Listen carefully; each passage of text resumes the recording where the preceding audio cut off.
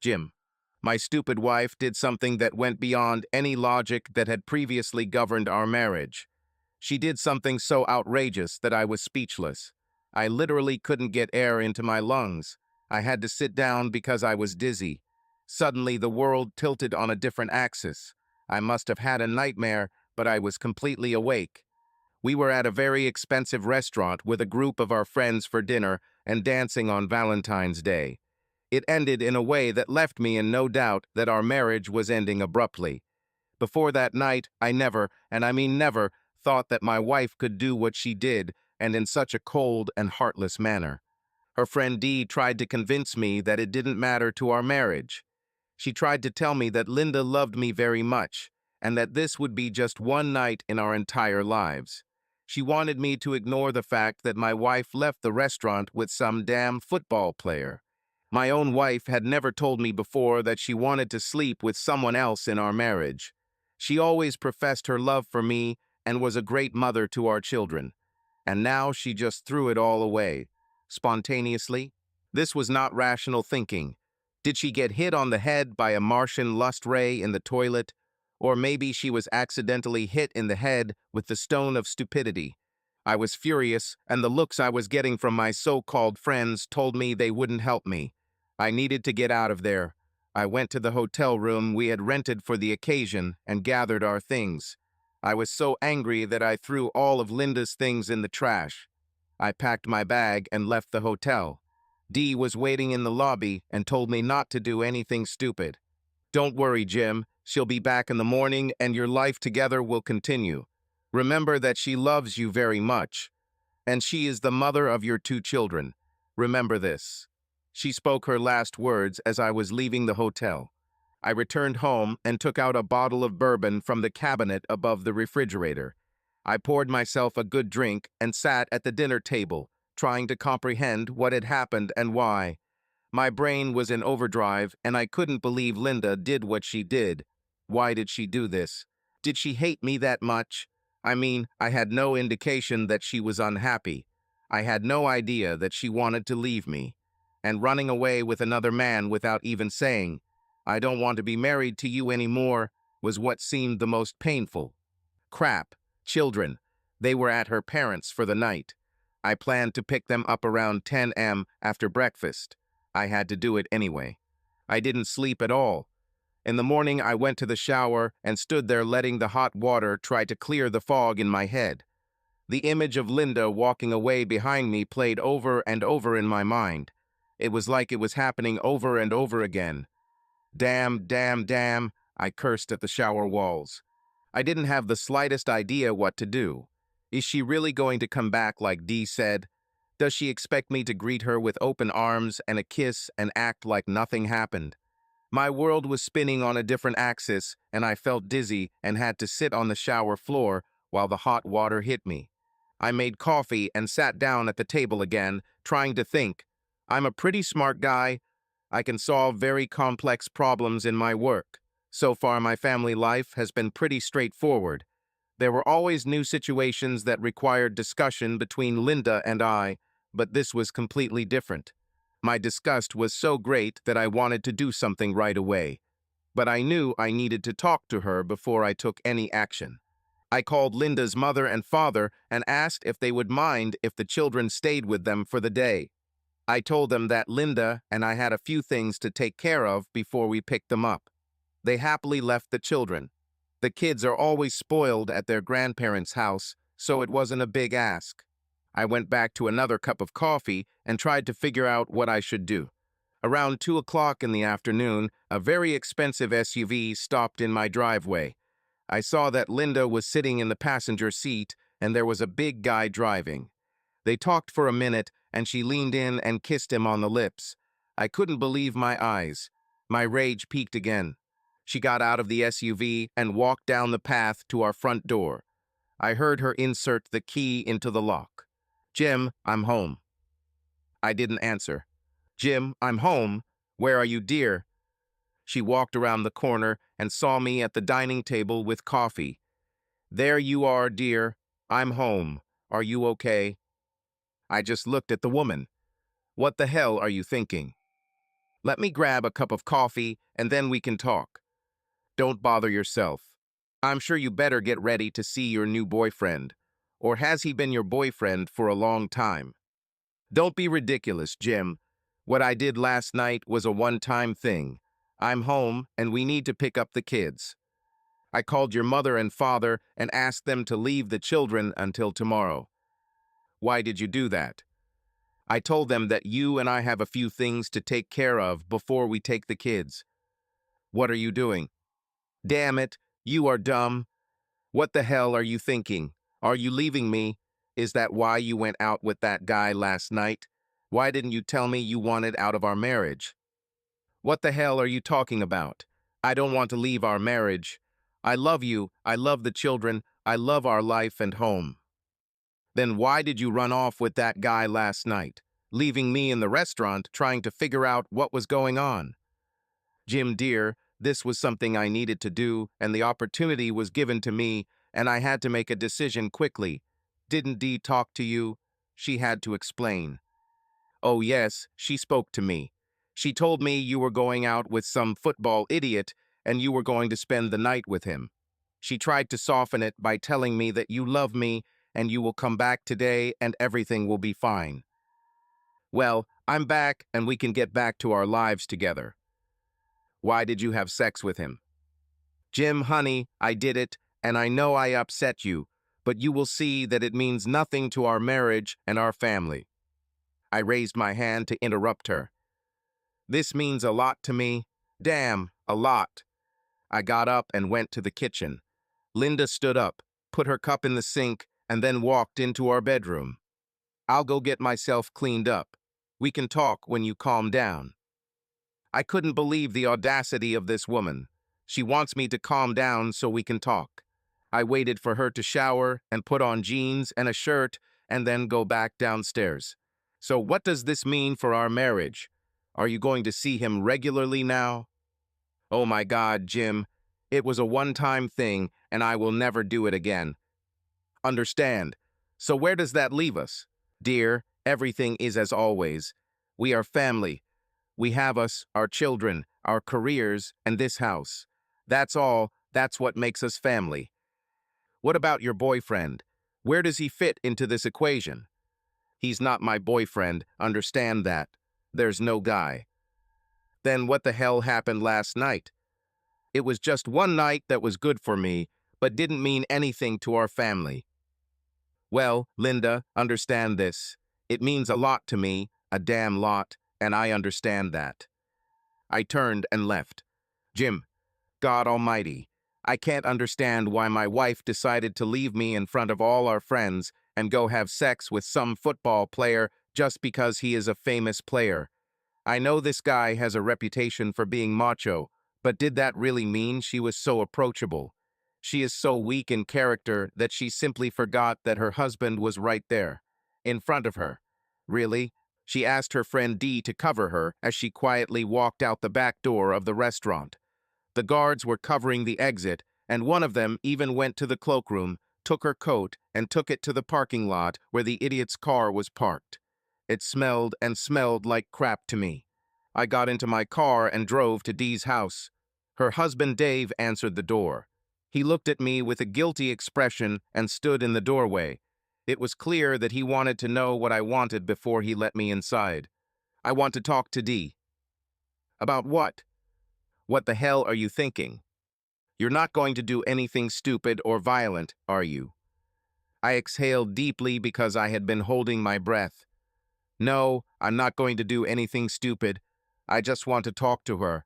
I have some questions that I need answers to. Dave slowly moved aside so I could enter.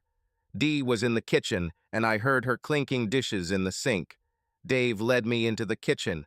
I didn't even take off my coat. Dee looked at me with wide eyes. Is Linda home? I replied, yes, she is home. Dee exhaled. Okay, I'm sure everything will be fine now. My anger was rising again. You think so? Do you think that my wife of 9 years could just leave me without thinking about what it would do to me and go off with some football idiot and have sex with him all night and then come back calmly? Go home and expect that it means nothing to me, that it means nothing to our marriage, and that everything will be the same. Everything will be great. You think so? Jim, Linda loves you, and the children too, and it only happened once. This was an opportunity that came her way, and she took the chance. She knows that you love her and knows that your life with her will continue. She will try very hard to be the wonderful wife she has always been. Don't you see it? Oh my God, this one is also crazy. If your football hero asked you to go away with him last night, would you go? Dave tensed at the question, his head darting from side to side as he watched the conversation between me and his wife. The answer was delayed. I know Dave loves me so much that no matter what happens, he and I will continue the same way we always have. So you would go with him? Dave watched closely. The next few seconds were decisive for his marriage to Dee. Well, he didn't ask me. He asked for Linda. But if he asked you, would you go with him? Would you ask Linda to tell Dave that it doesn't mean anything, and that you still love him, and will come back the next day? Dave's blood pressure was rising and his face and neck were turning red. There was no answer to this question. I looked at Dave. You have a problem too. I got up and left. As I opened the front door, I heard screams coming from the kitchen. I drove to the diner and decided I needed to eat and think. I didn't know what the hell to do. My delusional wife thought I would just ignore the fact that she had spent the night having sex with another man. She was so confident in her understanding of the dynamics of our marriage that she was confident that everything would be according to her will. She ignored my feelings and rushed through them with her assertion that sex with him meant nothing to us.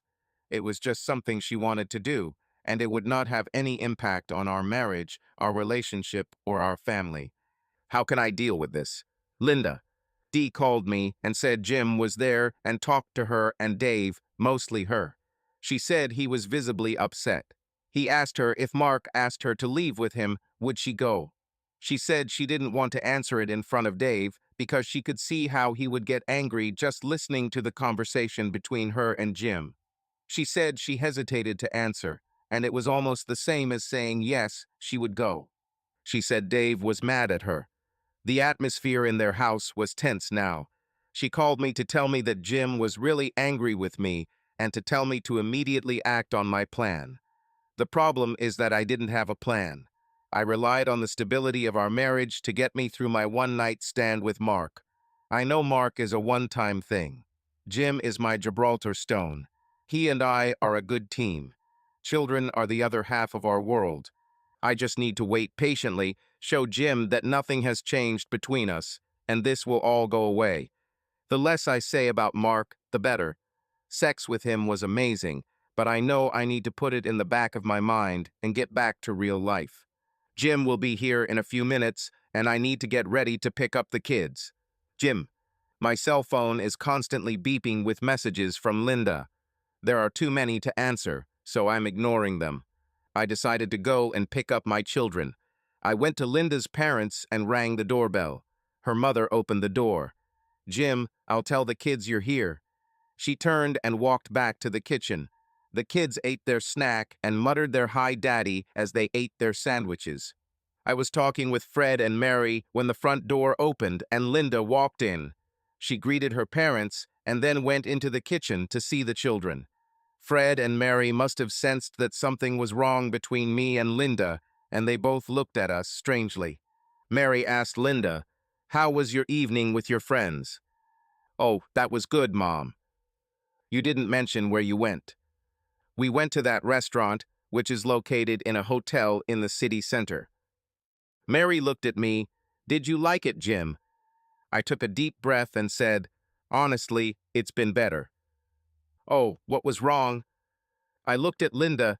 "You'd better explain it to her yourself than me. She'll find out sooner or later anyway." I turned and left the room. Fred looked at me even stranger than before. I told the kids to pack their things and get ready to go home. I thanked Fred and Mary for taking care of them and walked to the front door. They could tell I wasn't happy. I walked out, got into the car, and left Linda to bring the kids home. I haven't heard from Mary or Fred for several days. and don't know or care that Linda told them what happened on Saturday night. I was driving without any direction, trying to figure out what to do. My friends weren't really my friends, they showed what they really were like on Saturday night, so I had no intention of seeing any of them. Without much thought, I found myself in my driveway. I entered the house, went to the bedroom, took out my travel bag and packed some clothes, a toothbrush, and a razor. I also packed clothes for work the next day. I grabbed my laptop and phone charger and got back into the car. I drove to the Hampton Inn and checked in. Linda. I returned home with the children and saw that Jim was gone. I thought maybe he was trying to get his thoughts in order and would be back for dinner. I went up to the bedroom to grab a few things and noticed that the closet light was on. When I went to turn it off, I saw that Jim's side was empty. I went into our bathroom and his toothbrush and razor were gone. I went to the home office and his laptop and phone charger weren't in their usual places. They weren't there either. I returned to the kitchen and sat down at the table. Where was Jim? My imagination went into overdrive and I began to fear the worst. He left. Where did he go? He decided to go and do something with Mark? I hoped not. Mark was a big and very strong man and could easily defend himself and hurt Jim. Maybe he wanted to be alone for a while. Why did he leave without telling me? I looked around the kitchen, but there was no note. I knew he was mad at me for leaving him at the restaurant last night and spending the night with Mark. But I explained to him when I got home that it didn't mean anything to us. It didn't mean anything to our marriage. It didn't mean anything to our family. I love him as much as ever. He will understand this and return home. I know him. Jim. I can't sit at home and listen to Linda tell me again that her night with the football player means nothing to our marriage. That she loves me just as much as before, and it doesn't mean anything to us at all. I have to do something. But what? What the hell should I do? Find where this bastard lives and deal with him. This is probably not the best idea for several reasons. First of all, this bastard is a big guy and will most likely just beat me up and laugh at me. Additional humiliation is not what I need right now. I could, of course, take a baseball bat and try to get in a couple of hits before my head gets smashed. Secondly, all this will only lead to me ending up in prison and, most likely, for a very long time. I don't need a criminal record or fame as a cuckold who tried and failed to bring justice to the world. No, I need a better plan. At this point, I had no idea what this plan was. I was sitting on a chair in the hotel room I had somehow ended up in, staring at the TV that was tuned to the news channel. I don't remember how I got there. I walked over to the minibar and grabbed a small bottle of dark rum and another small can of cola. I mixed them in a glass and drank slowly, hoping it would give me some inspiration. All it gave was heartburn. I rarely drink, and here's why. The pain from my heartburn combined with the pain in my heart, and I found water flowing from my eyes. Tears fell onto my shirt, and I couldn't stop them. What did I do wrong? I must have done something to make Linda do that. What was it? I must have failed as a husband. Why else would my wife go with another man so easily, as if she were going to the supermarket? Why did she drop my hand during the dance and run to another man? How did I fail as Linda's husband? I had to do something. Was it one thing or a long series of little things I did? Did I take her for granted? I stopped doing the things I did when we first got married that attracted her. Have I become boring and routine? Did I ignore Linda? Did I forget to show my wife that I love her? Little things that tell a woman you love her and want her. Have I turned into a fat and ugly ogre? Did Linda look at me with pity? Did she think that she had made a mistake in choosing me to be her husband and the father of her children? Were the children mine? Oh shit, did Linda fall in love with another man? My head was spinning with millions of little things. I felt dizzy again. I had to lie down on the bed and close my eyes to stop the room from spinning. The spinning intensified and my stomach began to protest. I ran to the bathroom, barely making it to the toilet to relieve myself in the white bowl. Linda. I started to worry about Jim. It was very unlike him to go somewhere and not tell me where he was. My calls to his mobile phone went unanswered. I left 3 voicemails asking him to come home, or at least call me. I sent him 4 text messages to tell him I was worried about him. Why doesn't he understand that my night with Mark was completely separate from us, and that it means nothing to our marriage? This was an opportunity to experience a night that most women only dream of. The attention of a man like Mark was a dream that suddenly became a reality. He is a physically strong man, gifted in the way he pays attention to the woman he is with. He is a very skilled lover and knows what buttons to press at the right time. I've never had such good sex. Maybe that's what Jim is thinking. I forgot about his ego. Ah, he can handle it. I need to let him know when he gets home that he is still my husband and that I think he is the best for me. Except Mark. Jim. I just turned on my cell phone and it immediately started vibrating. There were 62 text messages, numerous voicemails, and even more missed calls. I quickly scrolled through and most of them were from Linda. I deleted them all. I took a shower and got dressed for work. I left the hotel, took some coffee with me, and went to the office. When I walked in and closed the door to my little office, I wasn't sure how long I could hide here, but I was going to try. Around 9:30, my boss came and knocked. I opened the door, and he looked at me with wide eyes. Jim, what the hell is going on? Linda has been calling here nonstop, trying to find you. Are you missing? I laughed a little at his question. Come in and sit down. I will explain. I've skipped most of the story, but I've outlined that Linda and I have big problems. We were on opposite ends of an important issue that affected our family, and we would likely need help to sort it out. I didn't tell him what the question was. Ralph looked at me and said, Okay, do what you have to do. Let me know if you need time off or flexible hours. I know that you are in control of your work, and then I will leave you alone to sort everything out. If you need my help, just let me know. With that, he stood up and left my office. I'm sure his imagination ran wild. He will eventually hear about everything. After 2 cups of coffee and returning after heartburn, I turned on my work computer and began searching for family law attorneys in our area. That is, divorce lawyers. There were many of them. It must have been a growing industry judging by the number of entries. While I was searching, I was trying to remember if I knew anyone who had recently gone through a divorce. I didn't remember anything. Then I remembered the lawyer we used for some administrative cases. We wrote disaster wills to protect the interests of the children. I called the Thomas Brown law firm and asked to speak with him. I waited in line for a moment, and then Tommy answered. We chatted briefly about what I needed to know, and he said he would call me back later that day to talk in more detail. I was able to get through the day without being completely useless at my job, and the office administrator checked in on me a few times as usual. When Tommy called back, I closed my office door so I could talk to him without interruption. He basically said that unless I had pictures of my wife having sex with Mr. Football Player or an affidavit of her saying she had sex with him, then I could expect our state's laws to pretty much leave everything to Linda and they'll tell me to go to hell. Tommy explained that New York is almost on par with California in that courts routinely award custody of children to mothers unless there are questions about fitness. What he meant was that adultery is not a factor taken into account in ending a marriage.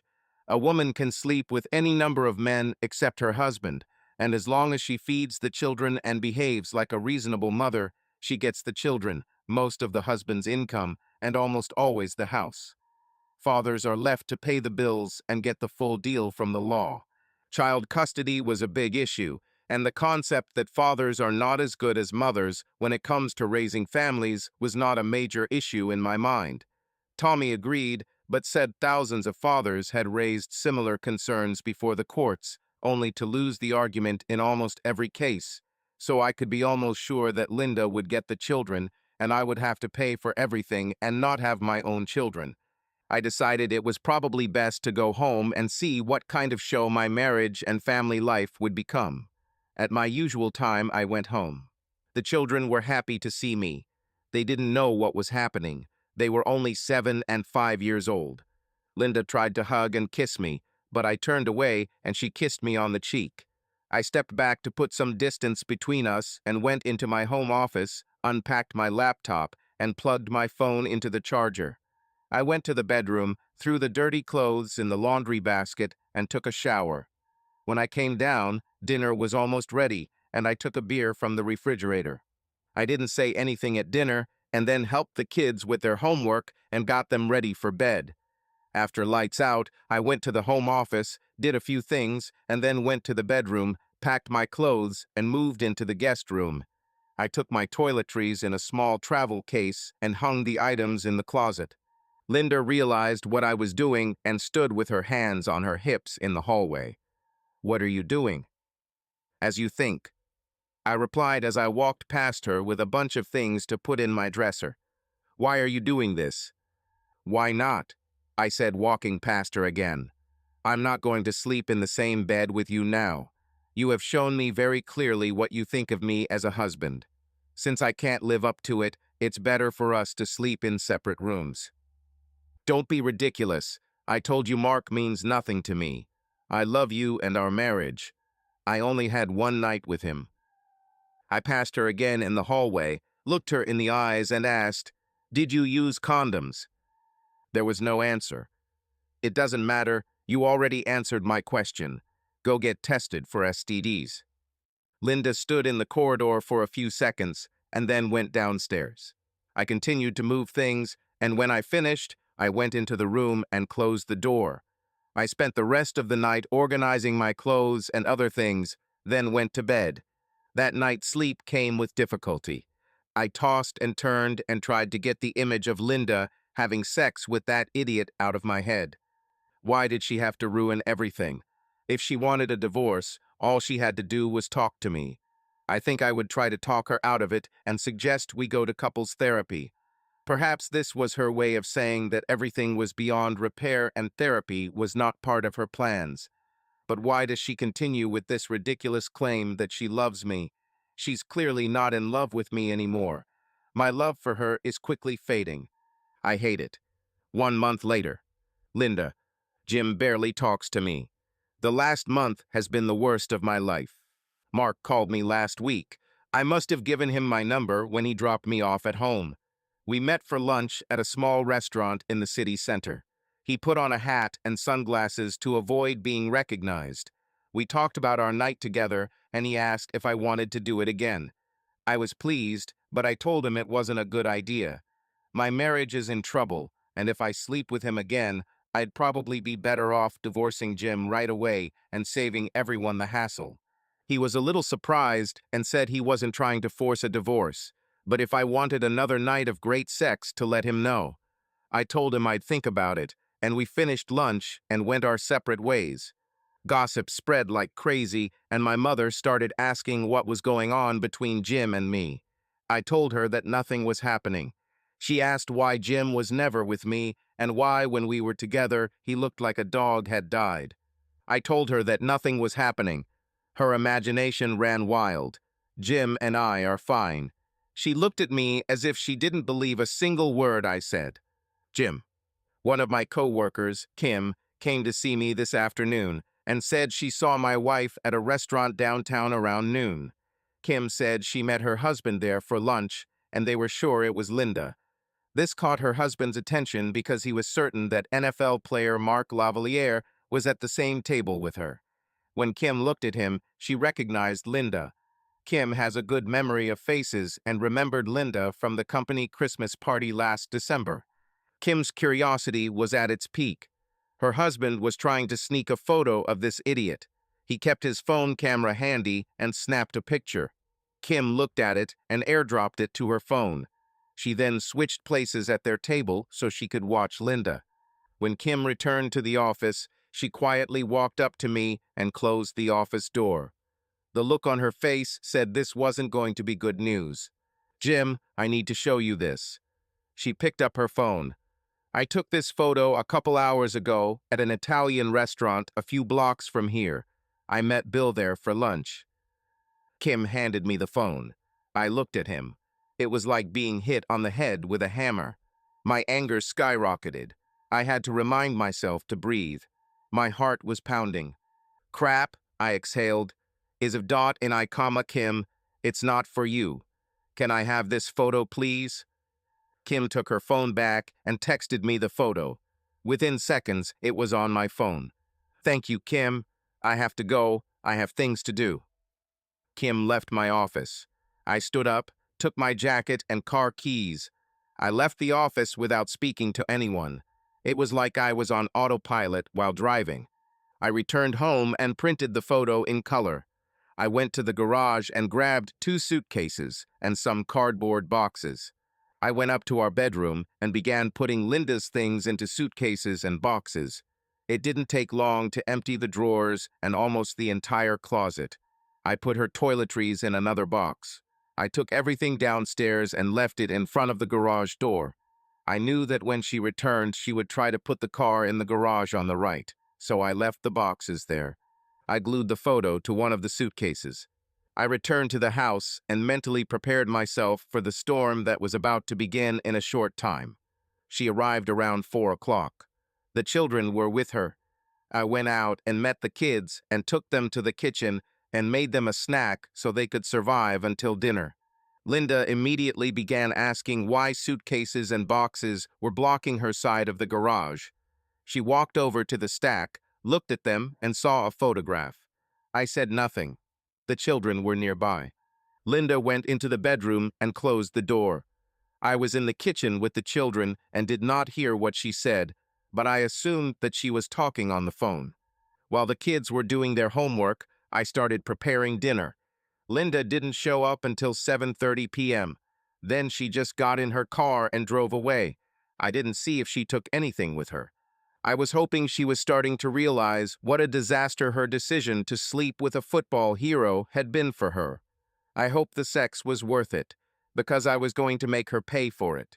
I went to bed around 10 o'clock and heard the front door open at 11 o'clock. I heard her footsteps in the corridor, but she went to her bedroom and did not try to talk to me.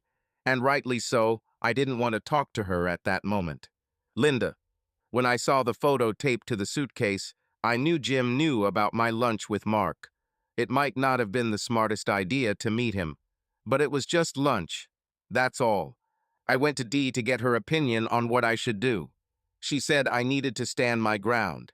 Jim will eventually realize that one night of our lives means nothing. Dee's husband, Dave, heard part of our conversation and looked into the kitchen. He said I had completely underestimated the impact the night of sex with Mark would have on Jim. Dave said that if Dee had done the same thing, her ass would have been in the snow within 5 minutes of her return. He turned and left the kitchen before we could say anything. Jim.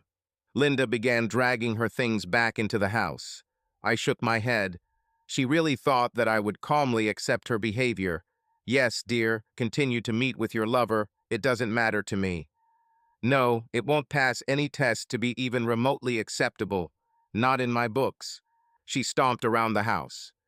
If you think for even a minute that I will leave this house, then forget about it, Jim. I'm not leaving. I stood at the entrance to the kitchen.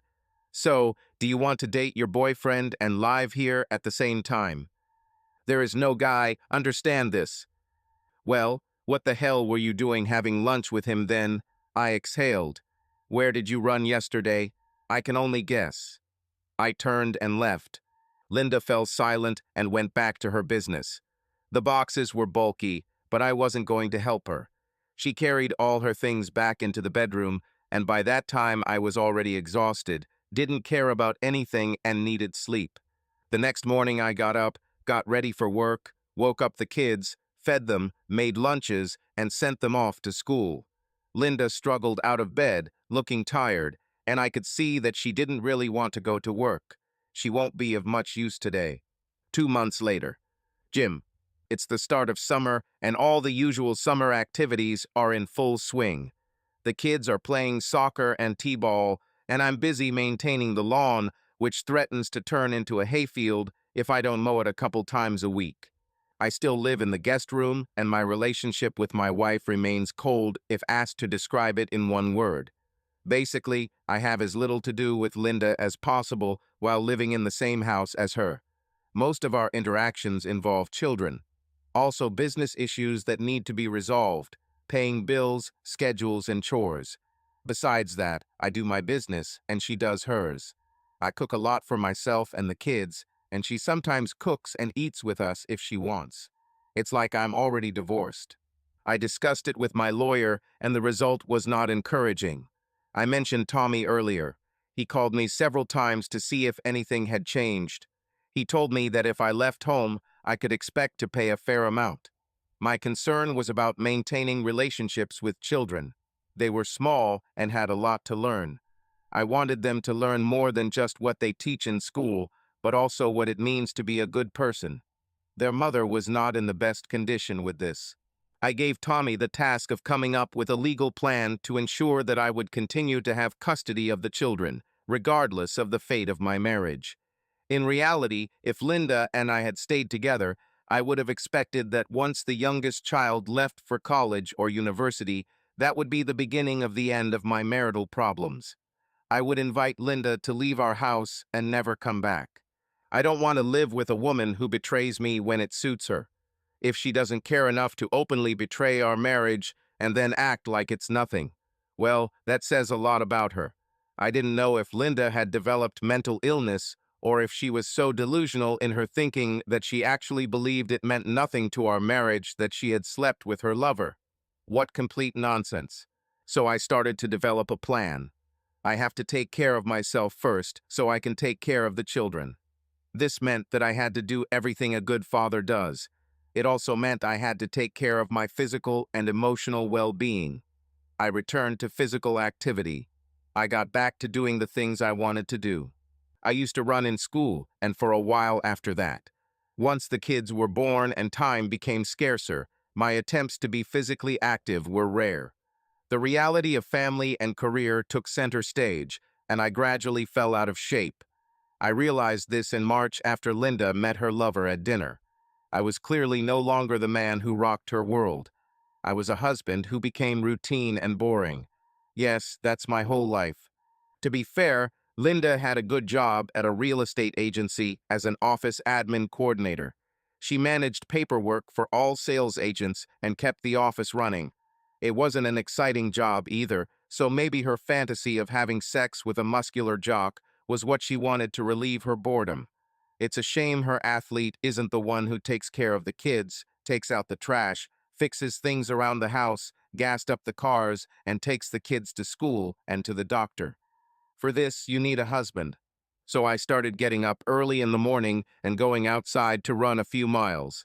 The first 2 weeks were torture. I thought my lungs were about to give out and my legs felt like lead weights. I thought I was going to have a heart attack and all of Linda's problems would solve themselves. She'll get a decent insurance payout, her mortgage will be paid off, and she'll be able to find a new husband to do the housework for her. Just the thought of it made me angry, and I ran faster and further. There was a fitness center near the building where I worked, and I began spending my lunch breaks there, taking classes and working on my upper body. They had cycling classes, and I found that I really enjoyed them. I haven't ridden a bike since university, and surprisingly, it wasn't easy. But once I got used to it, I liked it. During the school holidays, I tried to take the kids out on hikes as often as possible. I mixed it with fun and food. Sometimes I took sandwiches and water with me, and sometimes we stopped at our favorite fast food place. Most of the time, I didn't even mention to Linda that we were going. Then she pretended to be outraged that she was not invited. I told her we were going, and she could join us if she wanted. She sometimes came with us, but mostly it was me and the children. I bought a bike in July. Cheap from Walmart, but I liked it just fine. 15 speeds and fat tires. I rode it around town and sometimes on the trails. I met several people who rode bikes much better than me. I looked and acted like a newbie. I couldn't keep up with the group and my bike wasn't designed for challenging trails, but I tried. And at first he failed. I got better the more I rode. One day I was cleaning out the garage and came across my old guitar sitting behind a pile of junk that I needed to throw out.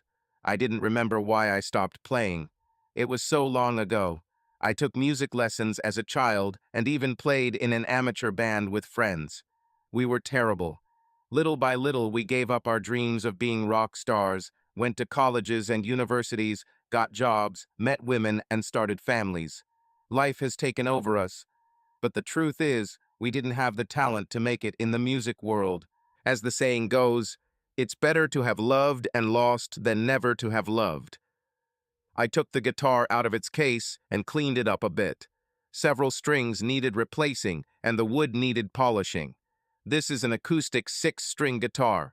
I bought it for little money, but in its heyday it sounded good. I decided to buy new strings and see if I could remember how to play it. August. Jim, God Almighty, if it weren't for my children, I would wish that someone would just shoot me in the head and end my painful life. I know I said I would do whatever it takes to protect my children, but God, there are limits. I don't know where that limit is, but I must be close to it. This hell I've been living in has been going on for 6 months now. I know it's not a lot of time, but sometimes it feels like 60 years have passed. Every time I look at Linda, she tries to look like everything is fine. We haven't touched each other for months. I continue to sleep in the guest room. She sleeps in the master bedroom, and we never meet. Our conversations are limited to children and household chores. If she wants to leave, I wish she would just leave. We're both avoiding the obvious. I know she wants me to give in and go back to our lives until February, but I can't do that. Her assertion that sex with another man means nothing to our marriage is still her position. She continues to think that I will just forget, and we will all continue our family life as if nothing happened. I talked to Dee and Dave and tried to get Dee to understand my feelings. I hoped that she would talk to Linda, and maybe then she would understand how I felt. Linda and Dee were still talking a lot. Maybe it would work, maybe it wouldn't. A couple of Fridays ago, some of my colleagues told me they were going to karaoke at a bar around the corner from our office. They invited me to join them. I initially didn't want to, but after the girls mentioned it a few times, I thought, well, I need to have some fun other than hiking and sweating. I even texted Linda that I was going to go out after work, and she would be in charge of the kids. I received the answer, okay. A beer and a little chat with other adults in a non-work environment might do me good. The mood in the bar was a welcome change, and the first beer went away far too quickly. I knew I had to be careful with alcohol, but damn, this was what I really needed. Karaoke was funny. Listening to office workers pretending to be rock stars is always fun. I listened to two ladies from the office try to sing a Taylor Swift song and almost peed myself laughing. They weren't happy, so they called me up on stage. I sang with the guys I played with 18 years ago, but I haven't sung since then. I was really nervous. I chose the song This Town by Irish musician Niall Horan. You may remember him from his time in the boy band One Direction. Now he is a solo artist. This Town is a great song, and I love the lyrics. She reminded me of my current life situation. I heard it several times in the car and had it on my playlist while riding my bike, so I knew the song pretty well. There were several monitors on stage with lyrics, and all you had to do was follow the words and try to sing your best. I started to sing, but my voice was too low. Waking up to kiss you and you're not there. The smell of your perfume is still in the air. It's difficult. Yesterday, I thought I saw your shadow running around. Funny how things never change in this old town. So far from the stars. I needed to raise my voice to do the song justice. It's time to be brave and sing the song the way it deserves. I realized that my nervousness was preventing me from actually singing the way I should. I carried on and tried my best, ignoring the people at the bar. There was a lot of noise and talking, and to be honest, I was singing it for myself, not for anyone else. I continued. And I want to tell you everything. Words I didn't get to say the first time. And I remember everything. Since we were children playing at this fair. It's a pity that I'm not with you now. I don't remember much else except that I got to the end of the song and received a little applause from my colleagues. I sat down at the table again, and the others were very quiet. I didn't know why. I thought I would be mercilessly teased about my singing being off-key and the general terribleness of my performance. One of the women stood up, said she needed to go home, collected her purse and coat, and headed out. She came up to me, put her hand on my shoulder, leaned over and said quietly in my ear so that others wouldn't hear, "Your wife is a real fool." She patted me on the shoulder again and left.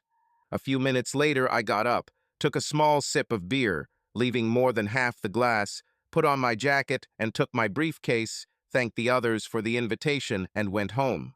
When I got to the car, I sat down and cried quietly. I realized that my new life was about to begin. Life without Linda. Linda. I tried many times to explain to Jim that my night with Mark didn't mean anything to us. It was a spontaneous opportunity, and I took it. I will remember the night of sex with him until I am old, when I will be fed in a nursing home. But I did it, and I don't regret it. That doesn't mean I don't love Jim as much as ever, and that I don't want to grow old with him. He misunderstood, thinking that I didn't want him. I want him. The last few months without him in bed at night had been terrible. I want his touch. I want to lie next to him and feel the warmth of his body. I want to feel him inside me. I want to feel his lips on mine and all over my body like he did before. I want to make love to him. I want to feel his love. Why can't he understand that I love him? October. Jim. I practice guitar in the basement as much as I can. The ability to play hasn't returned as quickly as riding a bike, but I have the basics, and I remember most of the chords needed for some of the songs I'd like to play. Classical guitar music is the most difficult music to play, at least for me. You need to be a good technical musician and be able to read music. Reading music has always been a problem for me. I received a message from colleagues that the bar with karaoke on Fridays also hosts an amateur night on Tuesdays. I decided to stop by after work and find out what was going on.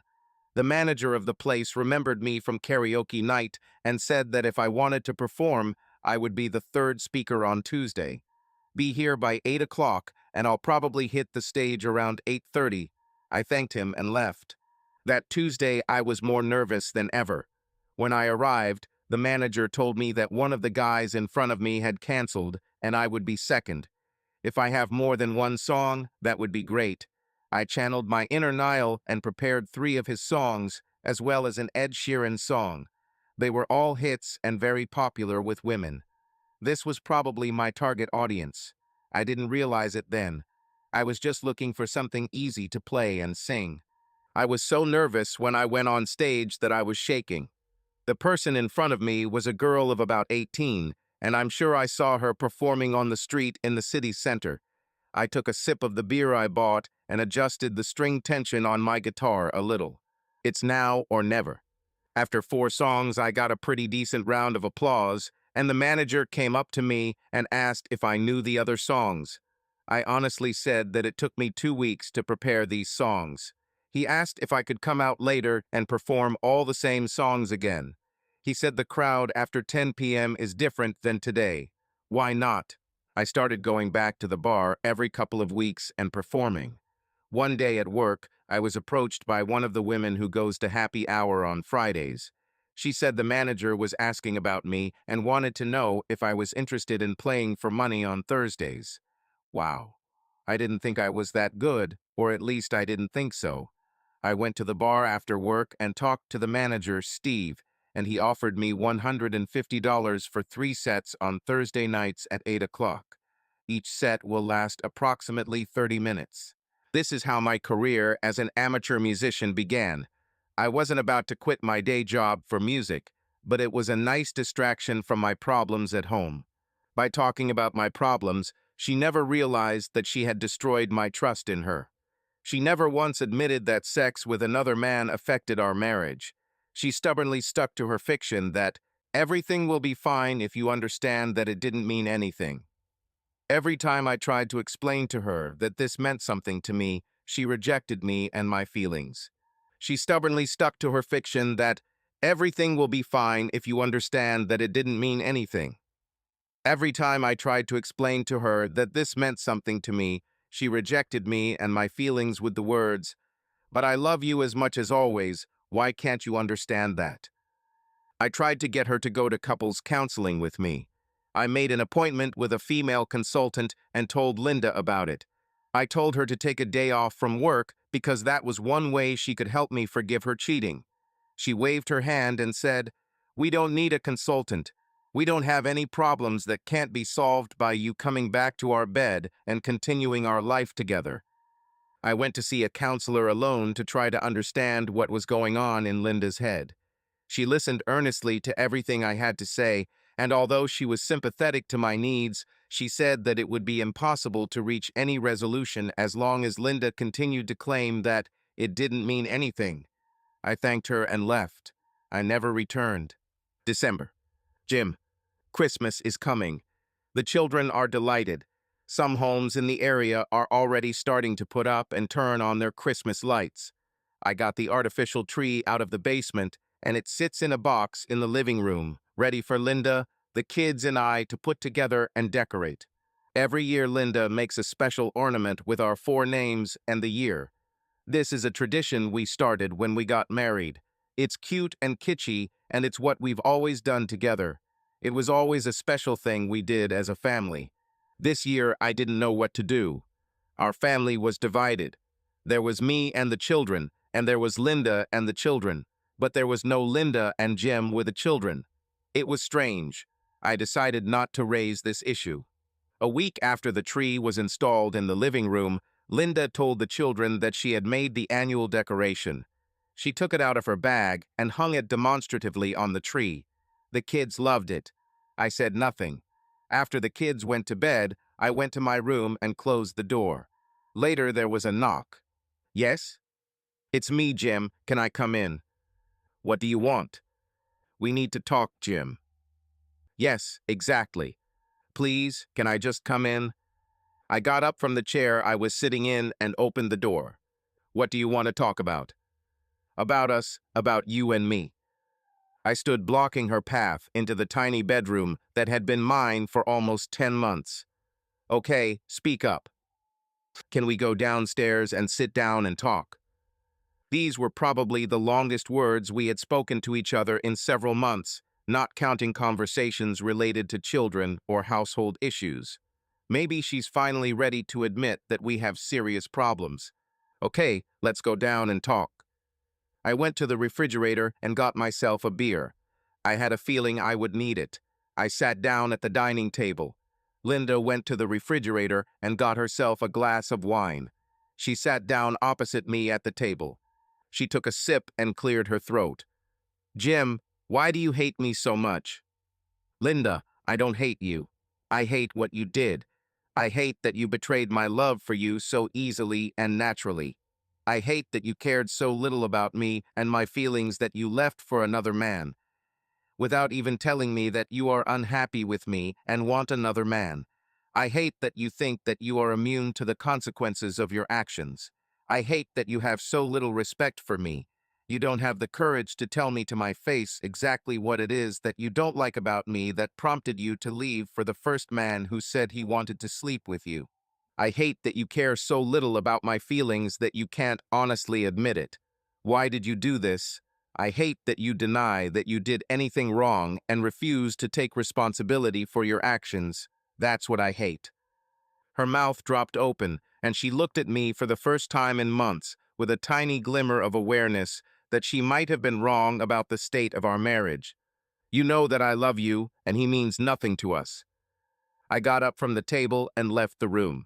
I returned to my bedroom and closed the door. Her record was stuck, and there was nothing I could do to stop it. She followed me to the door. "Jim, please talk to me and tell me what you want." I opened the door and looked her straight in the eyes.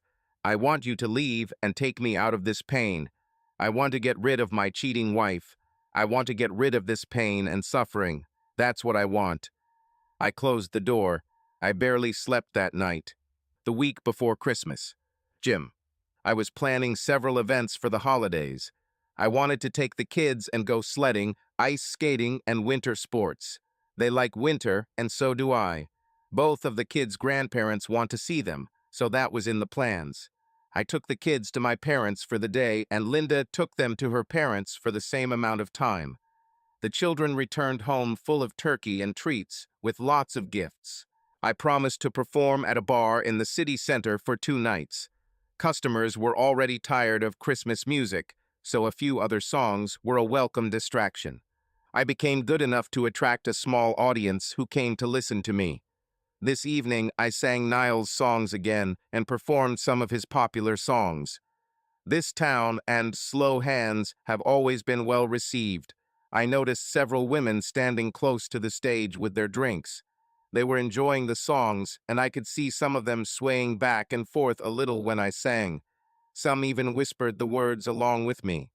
I'm not a nice Irish guy like Niall, but I'm not completely ugly either.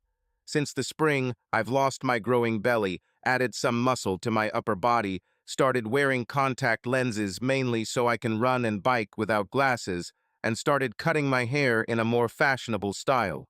Unknowingly, my attractiveness to women grew. After the show ended, I was chatting with some of the attendees and received a couple of napkins with names and phone numbers from two women. This was completely new territory for me. I realized that I had value independent of how Linda judged me. I could be myself, not just Linda's husband. Hen. Christmas. Jim? I bought several gifts for the children, something they've been hinting at all year. Electronics were not on the list of things I wanted my kids to have. They needed to do something mentally and physically, not just sit in front of a screen all day and night. It will soon come into their lives. My daughter got a new bike. It's time for her to get a bigger bike. This one was big enough for her to ride with me and her friends. She also received a synthesizer. She wants to learn to play the piano, so that was a start. I knew music lessons would be important and told her I had arranged for lessons to start the first week of January. My son received several books and a Lego set. He loves these things, and I knew he would spend hours creating things with them. What's especially nice is that I'll be able to spend time with him building something together. For me, it was the best. I avoided Linda. The 14th of February. Jim, it's been a year since Linda decided she wanted to end our marriage. We're still together, but we're very far apart. We live in the same house, but could be separated by continents. We rarely spoke to each other and never did anything together as a family. When the kids and I did something together, she almost never participated. I never asked her what she did, and she never asked me. We went to work and lived by the schedule we made to manage the kids and the house. That's all. I couldn't stand it anymore. A week ago, I called Tom and asked him to prepare the documents. Now is the time. On the 13th, Linda strangely asked if there was anything special I would like to do for Valentine's Day. I said yes. I told her that I had arranged for my parents to watch the children and that I wanted us to talk here at home. Her face brightened for a moment, and then she apparently realized that the end was near. On the way home, I bought a bottle of wine, which I knew Linda liked, and ordered takeout. Before that, I called Dee. I wanted to talk to her. My goal was simple. I wanted to know what was going on in Linda's head. I called from the office. Hey Dee, it's Jim. I need to talk to you if you have time. To say that Dee was surprised by my call would be a gross understatement.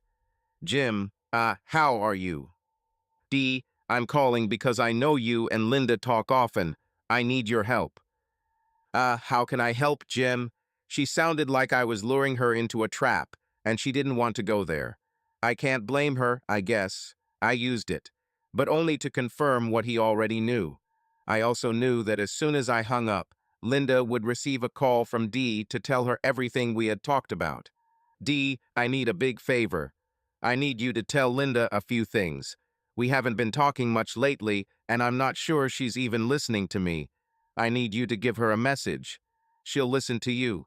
I'm not sure she's listening to me. Okay, Jim. What do you want me to tell her? It's pretty simple. I need you to tell her something for me. Tell her I'm giving up. I'm done. Okay, I guess I can tell her that. She won. Are you saying you forgive her for that night with Mark?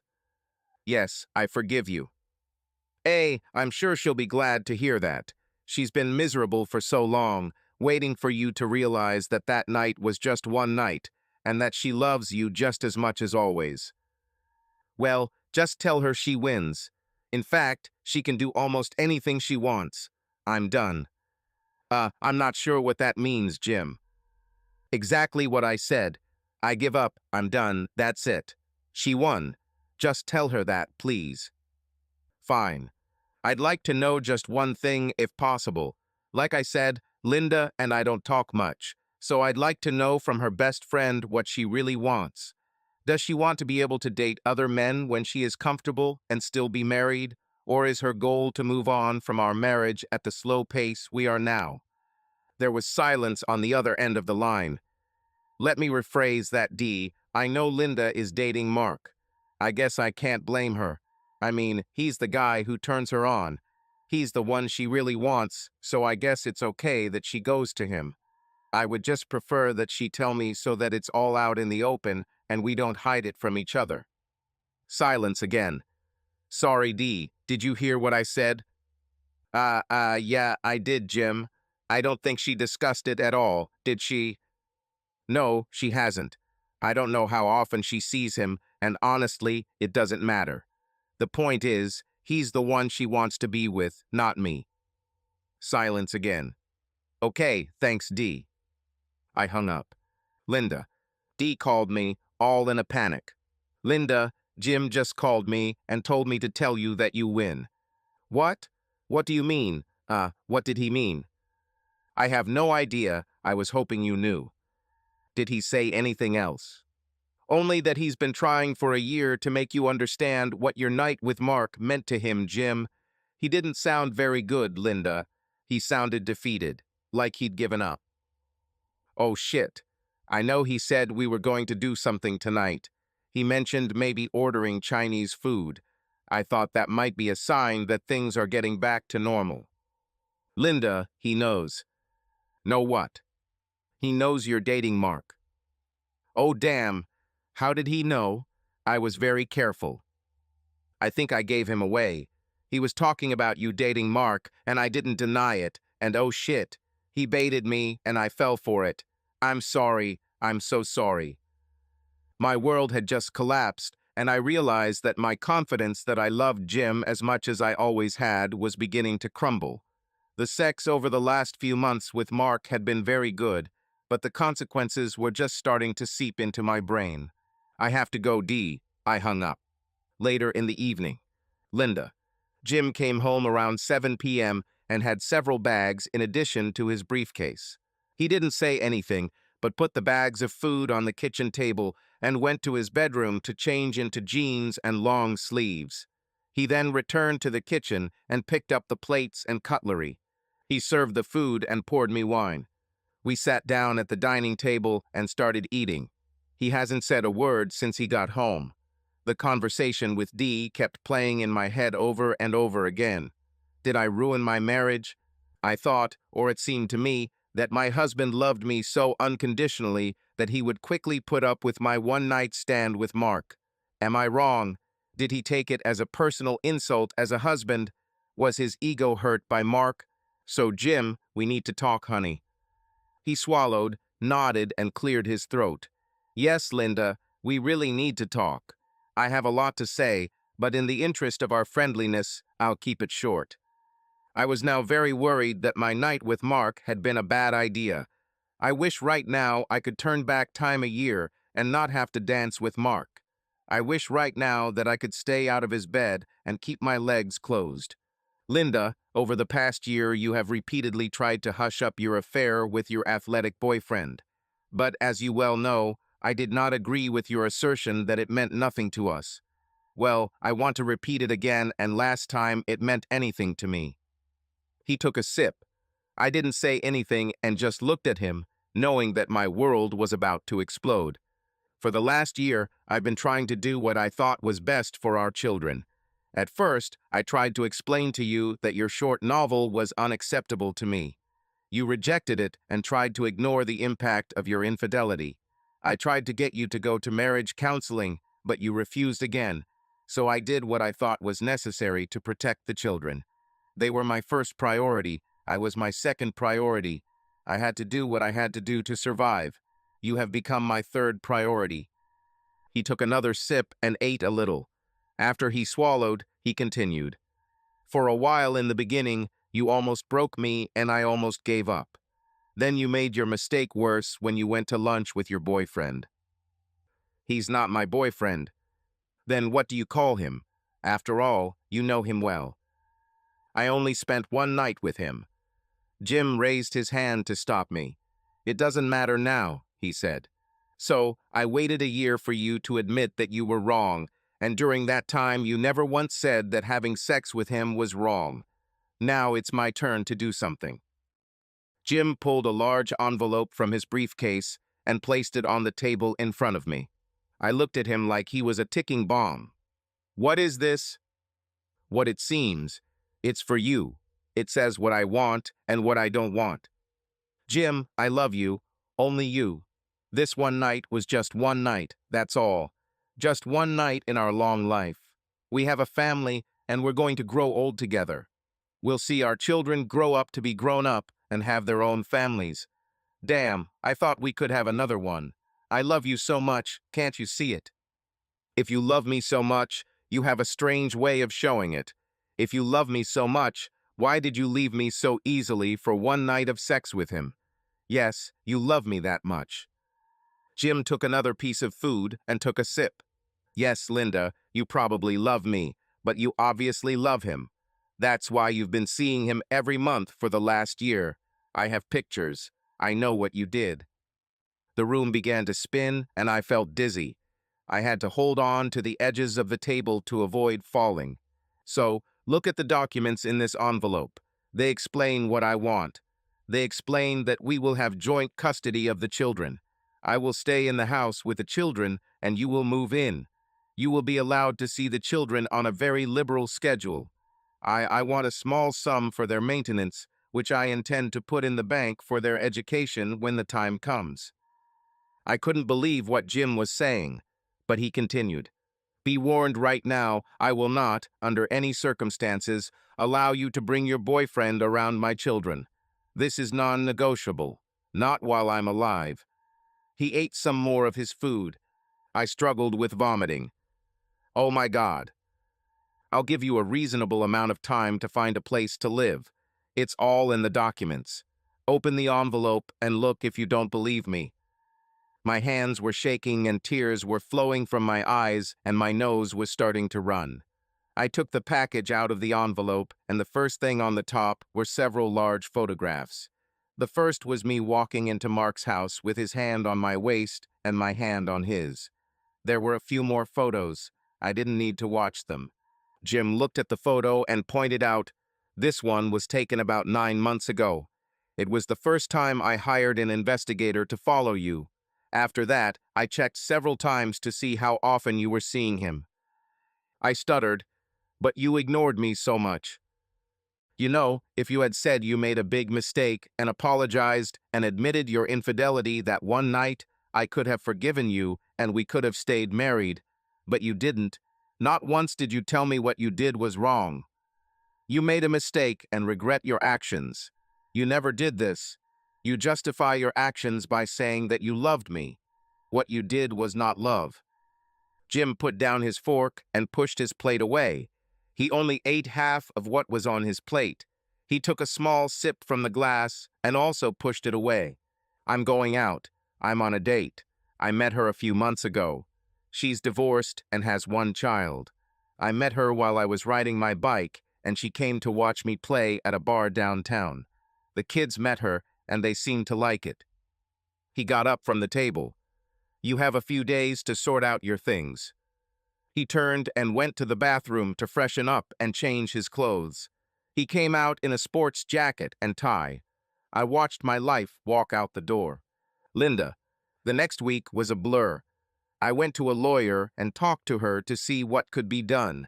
She looked at all the documents Jim gave me and then looked at me like I was a piece of crap. She said, well, how bad do you want to fight it? Can I fight this? Probably not. Lavalier is a notorious womanizer, and he has a long trail of women he's taken to bed and abandoned after their husbands kicked them out into the streets. You've been added to his list of bed marks. Jesus. Jesus can't help you here. I can't do much for you either. The family judges in this area are all women, and they despise cheaters, be they men or women. The best thing you can do is agree to what he wants from your husband and stay on his good side if you want to see your children regularly. If we go to court and your husband shows these photos to the judge, you will lose." She looked at me like I was the stupidest woman on the planet, and I paid her. "We can try marriage counseling. Your husband may be driven to concessions this way, but since he's been patient for a year, a few sessions of counseling will be like water off a duck's back for him. No, I think your caterpillar is almost ready. Sign and finish it." Fine. I took the documents and signed where the yellow flags were. My lawyer looked at me and asked, "Have you ever thought about just begging for his forgiveness? Getting on your knees, telling him how stupid you were, apologizing, and asking him to forgive you?" I didn't answer. She looked at me with a sad expression on her face. "No, I guess you didn't." We shook hands and I left. Jim, the last 6 months have flown by. Linda moved into a 2-room apartment near her work. The kids took it better than I could have expected. They told me that some of the children at school also live with divorced parents. Divorce has become too common now. I have arranged after-school care for the children and am working from home more than before. Linda is able to pick up the children every other week and is a good mother to them. I started dating. The woman I met on the bike, Laura, was very nice. She is 36 years old and has a 10-year-old daughter. Laura is an epidemiologist. She cares for patients at the hospital and teaches part-time at a medical college in the city. Linda is not dating anyone as far as I know. I know that the football player left her as soon as he found out she was getting a divorce. He only likes married lovers. He enjoys humiliation. The truth is that he himself received a lesson in humility from one of the husbands of one of the women he seduced. The husband took an iron rod and hit Joko on the knees. No knees, no football careers. Couldn't have happened to a more deserving bastard. If anyone is ever charged, I plan to contact their lawyer and help pay for their legal fees. It will be fair. Linda, if only for a second I could look into the future and see the result, I would give up the fantasy that I allowed myself that night with Mark. I would have run away from him when he suggested dancing. I tried to avoid consequences by ignoring Jim's feelings. But then I made the same mistake again and again. Without thinking about it, I met Mark for lunch and was caught by one of Jim's colleagues. A few days later, Mark texted me, and before I knew it, I was back in his bed. After that, when I got home, I knew it was wrong, but damn, it felt so good. Especially considering that Jim slept in a separate room and didn't touch me at all. What was I supposed to do? I have needs too. I fooled myself into thinking I could benefit from Mark and maintain my family life at the same time. When Jim started doing things with the kids without me, and then started doing his own thing, I was worried he was going to leave me. But I knew from conversations with Dee that if I waited, he would humble himself and take my side. He'll be lonely enough to want to come back to bed with me. But he didn't. I arranged my apartment and prepared for the children to be with me. They even helped me unpack my things. Jim was kind enough to give me everything I asked for from home and more. I noticed that our wedding album was in one of the boxes he sent me. I put it on a shelf in the bookcase. When I was alone in the apartment, I began to realize what I had given for several hours of sex with a man who was absolutely indifferent to me. All he wanted was to be able to brag about sleeping with another man's wife and avoiding the consequences. I heard that one husband visited him and his football career ended. Good for him. My life is over. Jim moves forward. He waited a whole year for me to come to my senses, and I didn't. I was so sure that he would see everything from my point of view. I was so sure that he would let me have a one-night stand and not make a big deal out of it. Why couldn't he do this? I now understand why. If I was unfaithful once, what will stop me from doing it again? If he let me go this time, I would assume he would do it again. After all, I told him I loved him, and it didn't mean anything to me. If it didn't mean anything to me, why did I do it? Because I was stupid. Linda. I went to the bar where Jim performs every other Thursday. I sat down at the back of the hall so that he wouldn't notice me. I took a glass of wine and waited for his speech. There was a beautiful blonde who helped him get set up, brought him a beer and herself a glass of wine from the bar. After he set up his guitar and sound system, he took a small sip of his beer and he and the woman talked. She was clearly courting him. Before the performance began, they kissed, and she sat down at a table next to the stage. He was very good. I didn't know my husband was so talented. Or rather, ex-husband, almost.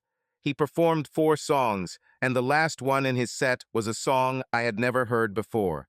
I remembered a few lines. Some mistakes get made. That's all right, that's okay.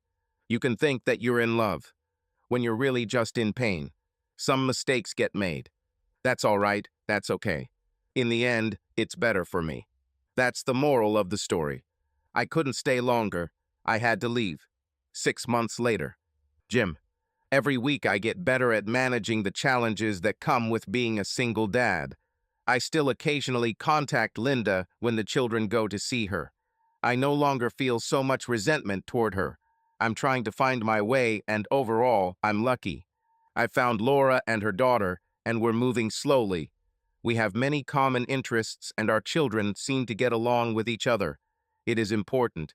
We've both experienced betrayal. We've talked about this, and I think we agree that it's a relationship killer. Linda, so kids, what do you want to do this weekend? They were both unsure. They mentioned that their father was renovating the garage at home. He is building an office there. They said Jim was starting his own consulting business. They didn't quite understand what this meant. They also said Laura and Beth, her daughter, had moved into the house. Oh shit, this was the last straw. I was completely replaced as Jim's wife. There is now another woman in his bed. I was so stupid. I had a whole year to fix the disaster I created, and I didn't. I only made the situation worse. When Jim showed me the photos with Mark, I was exposed. All my statements about loving him were destroyed in a few seconds. But it wasn't just this latest reveal. I betrayed us every time I spread my legs for that bastard Mark. Every time. I can't stop crying. Subscribe to our channel so that your love doesn't cheat on you, and go ahead and listen to the next story, because this story is nothing compared to the next one. If you're under 18, don't even think click to the next one.